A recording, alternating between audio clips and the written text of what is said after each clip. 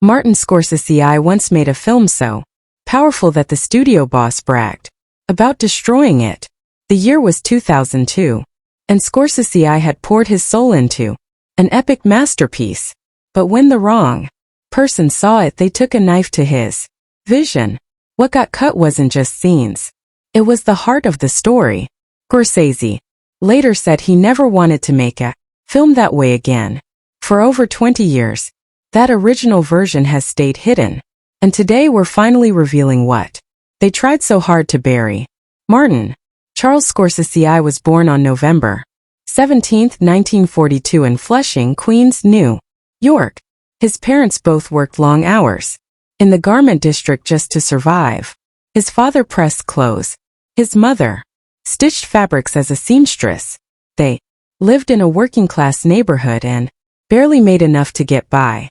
Their last name was originally Scorsese, which means Scottish in Italian, but a mistake during immigration changed it to Scorsese.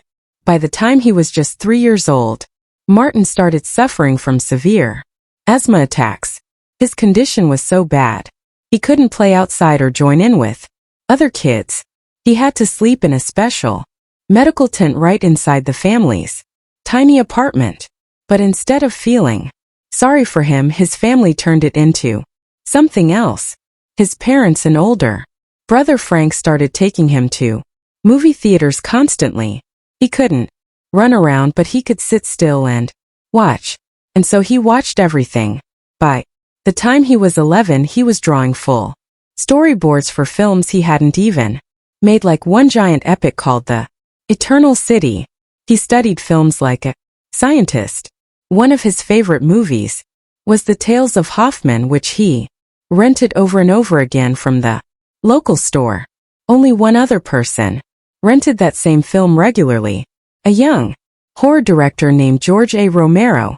Scorsese wasn't just watching movies. He was breaking down every camera shot, every cut, every movement. The asthma that once kept him prisoner inside four walls had quietly turned him into a filmmaker. When he was 7, everything changed again. His family was evicted from their home in Queens after a bitter argument between his father and their landlord. There were rumors that Charles Scorsese had ties to the mob. He didn't, but he liked dressing in flashy clothes, and the landlord's wife had developed feelings for him.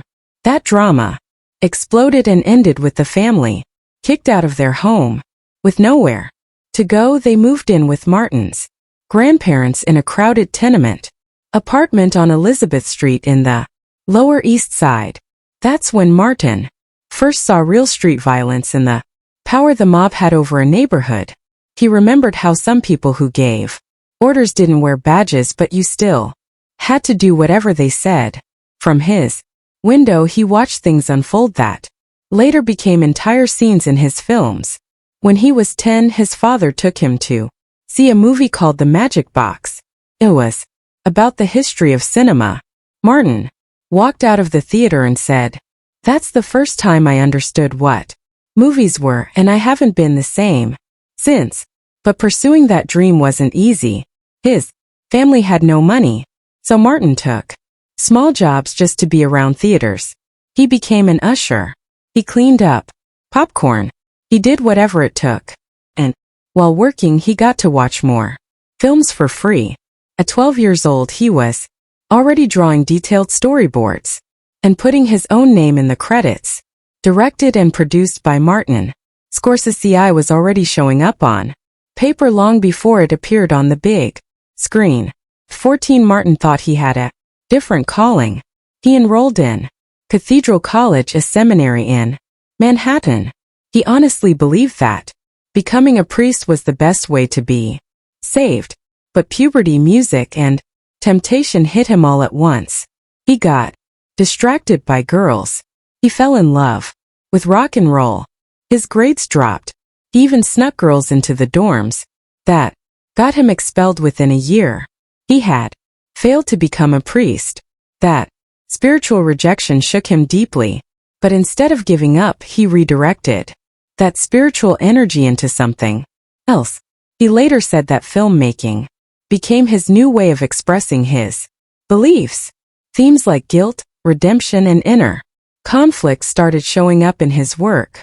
From that moment forward, in 1960 he gave up on the priesthood for good and enrolled in NYU's film program. Just 3 years later he made a strange 9-minute short called What's a Nice Girl Like You Doing in a Place Like This? It only cost $3,000 to make. The film was weird. It was about a man trapped inside a photograph. People thought Scorsese had lost his mind, but his professors saw something else. They gave him the Jesse Lasky Jr. Screenwriting Award. That strange little movie already had all the signs of what would come next: nervous men, obsession, and sharp camera work. In 1964, when he was just 22, he made another short called It's Not Just You, Murray. It was basically a dry run for Goodfellas 26 years early. This short film showed a small-time gangster bragging about his success while being robbed and betrayed. Without even noticing, Scorsese used freeze frames, jump cuts, voiceover narration, and quick montages, the exact tools that would later define his style. He filmed it in Little Italy with real locals and student actors. It was raw. It was fast. It was already the DNA of his future work. In 1965, he met a fellow NYU student named Harvey Kittle.